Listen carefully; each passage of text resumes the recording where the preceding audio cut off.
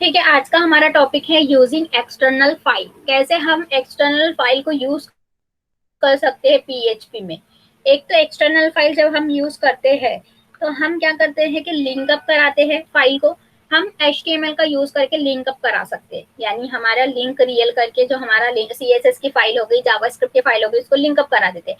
या फिर मैं एंकर टैग का यूज करके भी अपनी फाइल को क्या करती हूँ, लिंक अप कराती हूँ कि एक के बाद एक मेरी फाइल जो है जिसपे मैं क्लिक करूँ जो टैब पे वो ओपन हो जाए। वैसे ही पीएचपी में हमने ऑलरेडी, जब हम अभी क्रिएट टेम्पलेट पढ़ रहे थे, जब भी हमने पढ़ लिया था कि इंक्लूड कैसे करते हैं। पर इंक्लूड करने के लिए भी दो मेथड है कि दो फंक्शन से हम इंक्लूड कर सकते हैं। एक तो ऑलरेडी मैंने इंक्लूड फंक्शन पढ़ा चुकी हूँ, पर इसमें एक और होता है रिक्वायर्ड फंक्शन, को पता चलेगा। इंक्लूड फंक्शन हमने प्रैक्टिकली देख लिया, पर फिर भी आज हम लोग अच्छे से, ये टॉपिक मेन टॉपिक ही है यूजिंग एक्सटर्नल फाइल, तो उसमें अब हम इंक्लूड फंक्शन को और अच्छे से पढ़ेंगे कि क्या होता है, कैसे वर्क करता है। You can include the content of a PHP file into another PHP file before the server executes it. There are two PHP functions which can be used to include it on one page file into another PHP file. क्या बोल रहा है कि मैंने already आपको बता दें कि हम अगर से फाइल को रिडायरेक्ट करना है या फाइल पे जंप करना है कोई दूसरी फाइल पे, या फाइल, तो हम क्या करते हैं, एंकर टैग का यूज करते हैं। HTML में क्या करता है, वो भी क्या कर देता है कि हम जो फाइल पे ओपन करते हैं वो फाइल ओपन, जो फाइल पे क्लिक करते हैं वो फाइल ओपन हो जाती है।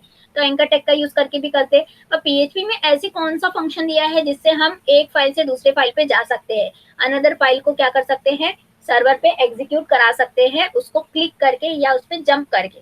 तो उसके लिए दो मेथड दिया है, एक होता है इंक्लूड फंक्शन, दूसरा होता है required function. This is the strong point of PHP, which help in creating functions, headers, footers or elements that can be reused on multiple pages. हमने ऑलरेडी हेडर एंड फूटर बना दिए। ये common function, common file है। जो common file को हमको क्या करना है, इसकी हेल्प से जो है, जो भी फंक्शनैलिटी है जो हेडर फाइल में जो बना हुआ है, फंक्शंस या कोई मेथड्स या कोई HTML का फाइल पेज, तो वो वाले पूरे फंक्शन को हम अपने कोई भी पेज में लगा सकते हैं, यानी रीयूज कर सकते हैं ऑन मल्टीपल पेजेस में। तो किसके थ्रू, ये फंक्शन के through, include and required function जो पीएचपी की फंक्शन है। This help developer to make it easy to change the layout of complete website with minimal efforts. if there is any changes required, then instead of changing thousands of files, just change include file। आपको क्या करना है कि हमने बहुत सारे pages बनाए, हमारी बहुत सारी वेबसाइट है, बहुत बड़ी वेबसाइट है, तो हम जो कॉमन एलिमेंट्स है उसको क्या कर देते हैं, अलग कर देते हैं। जिससे क्या होता है, हमारा जो मेन टॉपिक, मेन पेज का जो मेन प्रोग्राम है वो हमको दिखता है। और इंक्लूड फंक्शन से हमको पता चलता है कि हमने कॉमन फाइलों को यहाँ पे इंक्लूड किया है। तो जिससे क्या होगा कि हमारी पेज का साइज भी कम हो जाएगा, प्रोग्राम का साइज कम हो जाएगा, और हमारा लोडिंग का जो है वो अच्छे से लोड हो पाएंगी हमारी फाइल भी, अलग अलग फाइल जो हम लोग अपलोड करते हैं। तो हमारे लेआउट जो है, हमको कंप्लीट करना है, एक वेबसाइट कंप्लीटली दिखाना है, तो हमको मेन्यू बार एंड फुटर बार दिखाना ही पड़ता है। तो फुटर एंड हेडर जो है हमारा कॉमन रहता है हर पेज में, तो वो कॉमन फाइल को हम इंक्लूड फंक्शन के थ्रू उसकी पूरी की पूरी फंक्शनलिटी हमारे अनदर पेज में दिखा सकते हैं। तो सब में पहला होता है इंक्लूड फंक्शन। हम इंक्लूड फंक्शन ही क्यों यूज करें और हम रिक्वायर्ड फंक्शन कब यूज करें, ठीक है। क्योंकि दोनों फंक्शन का काम क्या है कि फाइल को अपलोड करना, यानी फाइल को इंक्लूड करना।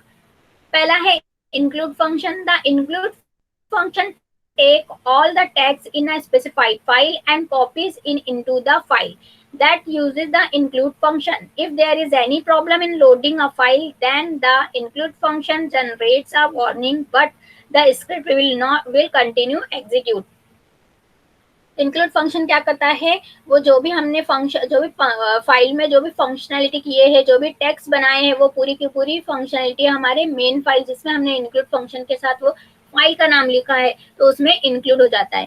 पर इन केस अगर से वो फाइल में एरर हो या हमारी फाइल में कुछ एरर आते हैं, तो भी इंक्लूड फंक्शन में जो हमने फाइल इंक्लूड किए, तो हम इंक्लूड फंक्शन से जो फाइल में जो एरर्स है उसकी वजह से हमारी स्क्रिप्ट पे कोई फर्क नहीं पड़ता, हमारी स्क्रिप्ट जो है कंटिन्यू एग्जीक्यूट होती है इंक्लूड फंक्शन में। बस हमको एरर मैसेज कौन सा आएगा कि हमने इंक्लूड करते समय अगर से फाइल का नाम कुछ गलत दे दिए या वो फाइल में कुछ रॉन्ग हो गया तो उसका हमको एरर शो करेगा, पर हमारी जो स्क्रिप्ट है, जो दूसरी आगे की स्क्रिप्ट है, वो क्या होंगी, एग्जीक्यूट होंगी। तो इंक्लूड फंक्शन ये काम करता है।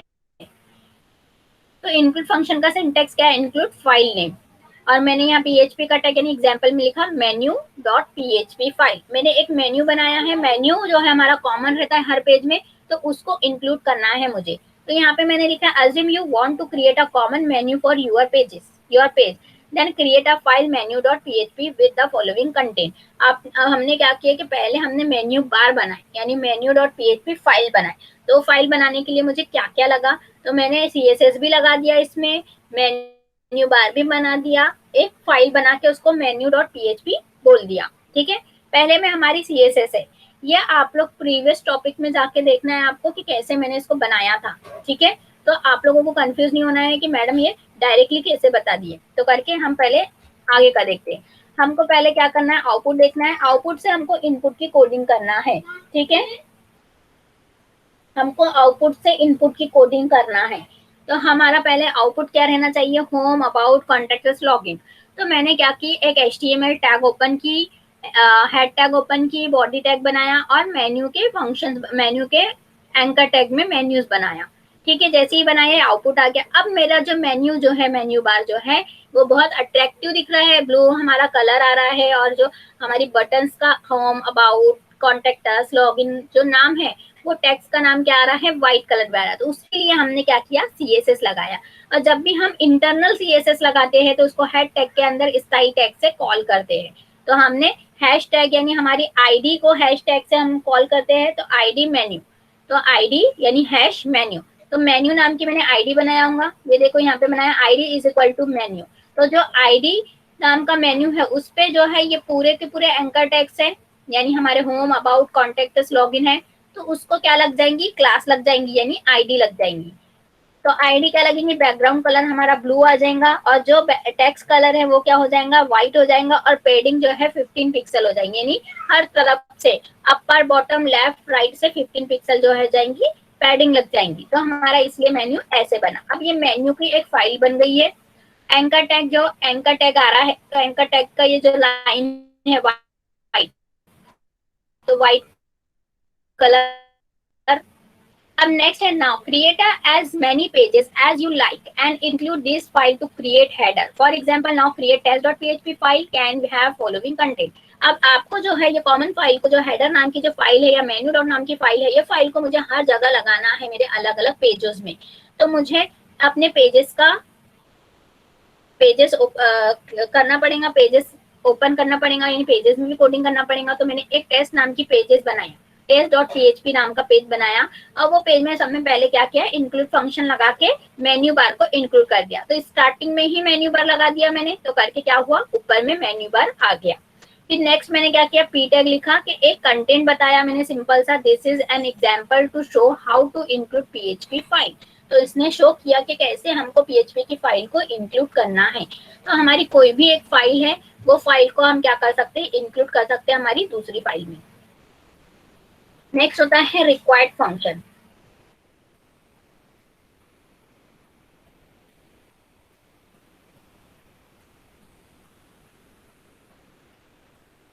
ठीक है, required function, the required function take all the text in a specify and copy into the file that uses the include function. If there is any problem in loading a file, then the required function generate a fatal error and stop the execution of the script. अब required function क्या बोल रहा है कि ये भी क्या काम करता है, फाइल को इंक्लूड करने का ही काम करता है। पर इन केस आपके जो लोड कर रहे हैं, जो फाइल को आप जो यूज करना चाहते हैं रिक्वायर्ड फंक्शन के थ्रू, उसमें कोई प्रॉब्लम रहती है तो क्या कर देता है, स्क्रिप्ट को स्टॉप कर देता है और फेटल एरर शो कर देता है। यानी अगर से हमसे स्पेलिंग में भी मिस्टेक हो गई, या हमारा जो फाइल हम इंक्लूड कर रहे हैं उसमें कोई हमारी फंक्शनलिटी में मिस्टेक हो गई, या फंक्शंस बनाने में, या वेरिएबल्स बनाने में, या कोई भी टैग ओपन या क्लोज करने में हमारी मिस्टेक हो गई, तो वो क्या होता है कि हमारी जो मेन फाइल में जो इंक्लूड कर रहे हैं हम वो फाइल को menu.php फाइल को, तो वो क्या कर देगा, स्क्रिप्ट को स्टॉप कर देगा, ठीक है, यानी एग्जीक्यूट ही नहीं करेगा। पर काम दोनों का वही है, इंक्लूड और रिक्वायर्ड फंक्शन का।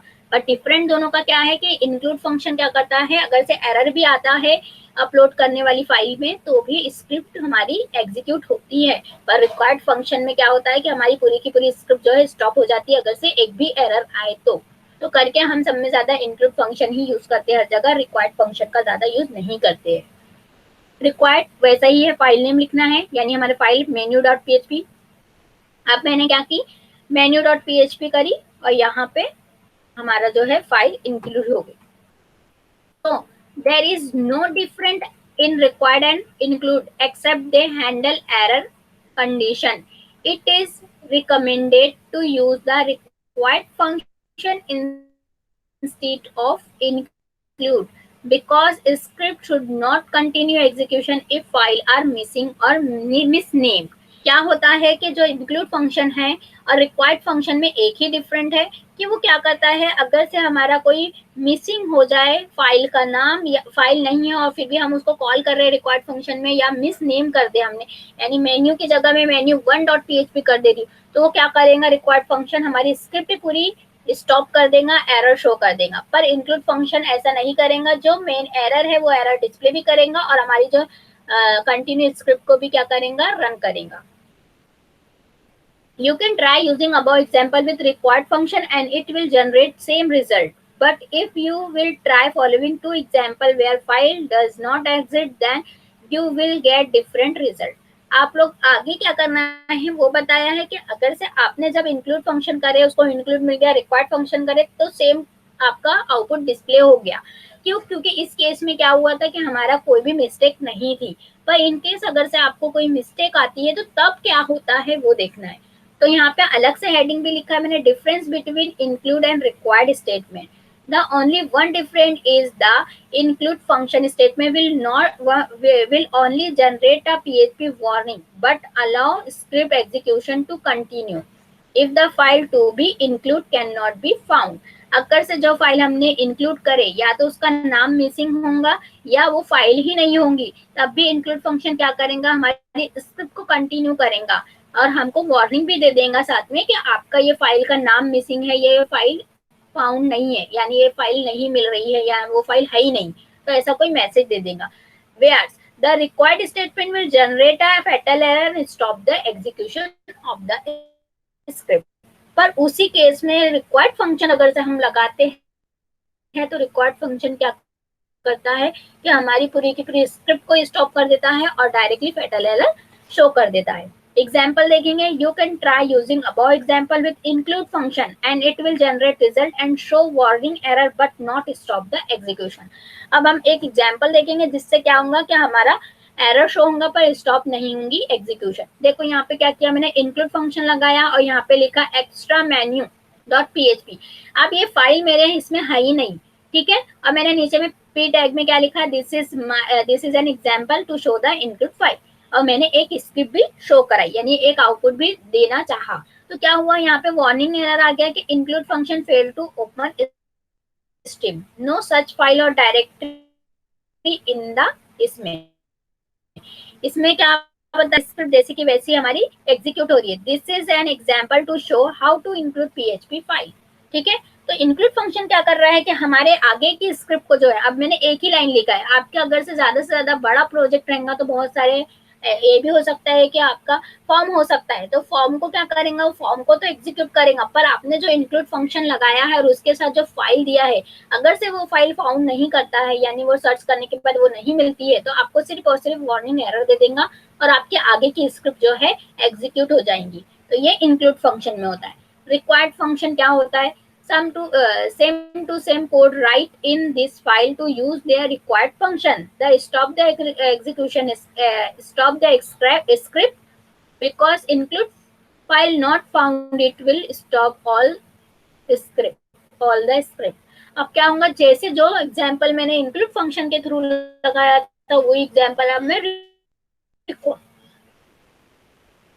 रिक्वायर्ड फंक्शन में लगाती हूँ, जिससे क्या होगा कि हमारी स्क्रिप्ट जो है एग्जीक्यूट हो जाएगी क्योंकि इंक्लूडेड फाइल जो है मिसिंग रहेंगी।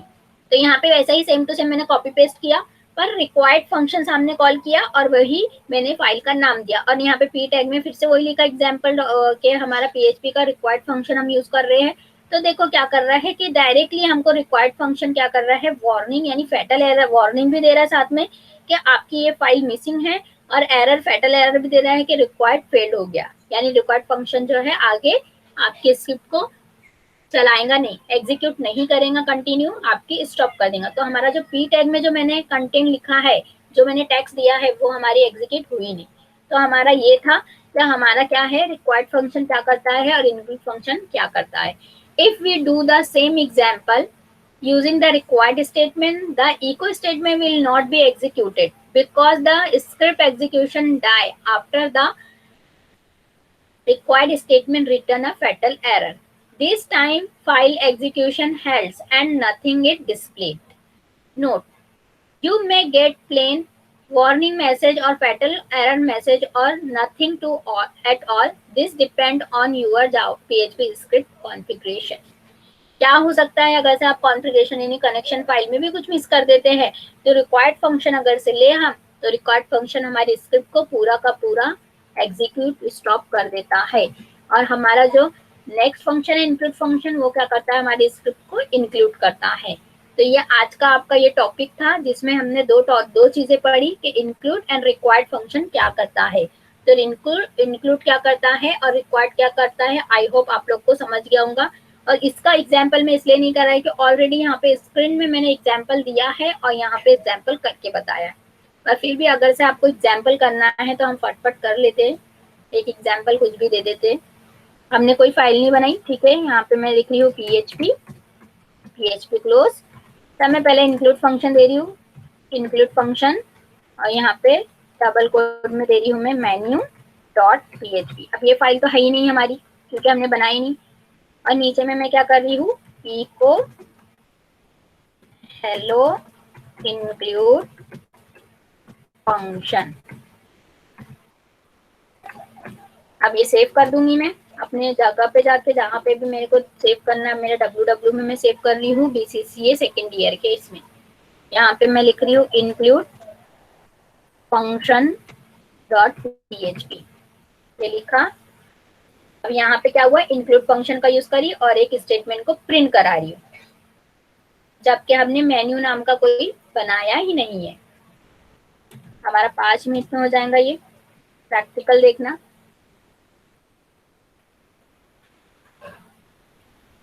सेकेंड, ये है इंक्लूड, ठीक है। ये देखो क्या कर रहा है, वार्निंग एरर दे रहा है कि हमारी ये फाइल है ही नहीं, पर नीचे में देखो हेलो इंक्लूड फंक्शन जो है प्रिंट हो रहा है। थोड़ा सा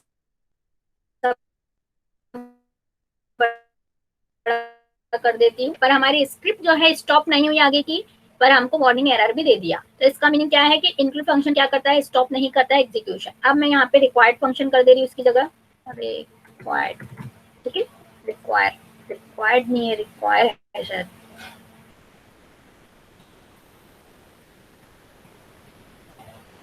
ठीक है, रिक्वायर है,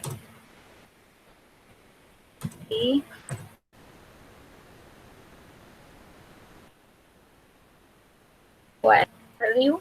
तो देखो क्या कर रहा है, वार्निंग तो दे रही है, साथ में फैटल एरर भी दे रहा है, और हमारी स्क्रिप्ट भी स्टॉप कर दिया। तो करके हम क्या करते हैं, इंक्लूड फंक्शन का ही ज्यादा से ज्यादा यूज करते हैं, क्योंकि हम डेवलपर है और हम कोई भी चीज डेवलप कर रहे हैं तो हम रॉन्ग भी कर सकते हैं कुछ ना कुछ। तो इस केस में हमको जो रॉन्ग किया है, अगर से स्क्रिप्ट भी हमारी स्टॉप हो जाएंगी तो हमको समझ में नहीं आएगा। वैसे तो डेवलपर को तो सब समझ में आता है, पर हम जैसे लोग जो सिंपल से कोडिंग करते हैं उनको कैसे समझ में आएगा कि डिफरेंट क्या है रिक्वायर्ड एंड इंक्लूड में। करके हम इंक्लूड फंक्शन इसलिए लगाते हैं कि हमारी आगे की स्क्रिप्ट कम से कम जो है स्टॉप ना हो, हमारा एग्जीक्यूशन पार्ट तो दिखे कुछ तो भी। अगर से रिक्वायर्ड लगा दूंगी और मेरी मिसिंग हो जाएंगी कोई फाइल, तो क्या होगा, रिक्वायर्ड फंक्शन तो मेरे आगे की स्क्रिप्ट को भी स्टॉप कर देगा। तो उस केस में हम क्या करते हैं, इंक्लूड फंक्शन का ही यूज करते हैं। दोनों फंक्शन जो है इंक्लूड करने के लिए होता है फाइल को, जो पीएचपी का फंक्शन है, ठीक है।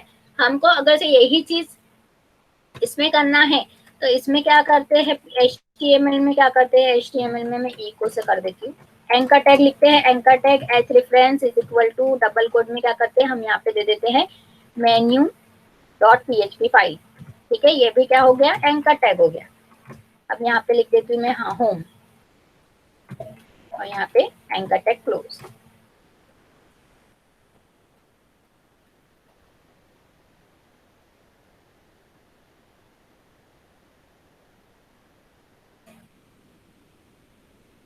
अब इस केस में क्या होगा, ये होता है HTML, क्योंकि ये एड देती हूँ क्योंकि इनके करना हमको और ये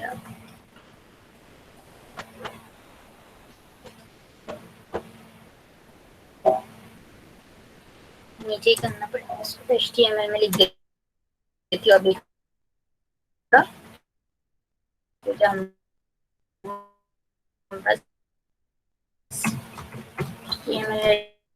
HTML हम जब भी एंकर टैग देते तो ऐसा देते H reference is equal to double code में मैंने दिया menu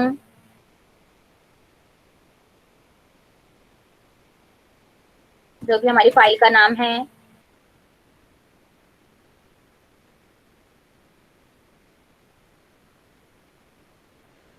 menu dot PHP file है हमारी। ठीक है, और यहाँ पे तो क्या होगा कि हमारा अरे की करने का काम करता है, इंक्लूड पीएचपी कराना है तो हमारे एंकर टैग का यूज करते हैं, पर वो एचटीएमएल का टैग होता है। पर हमारा जो है अगर से एक्सटर्नल फंक्शनैलिटी हमको इंक्लूड कराना है तो हम क्या करते हैं, इंक्लूड फंक्शन का यूज करते हैं या तो रिक्वायर्ड फंक्शन का। आई होप आप लोगों को समझ गया होगा इतना। Thank you so much.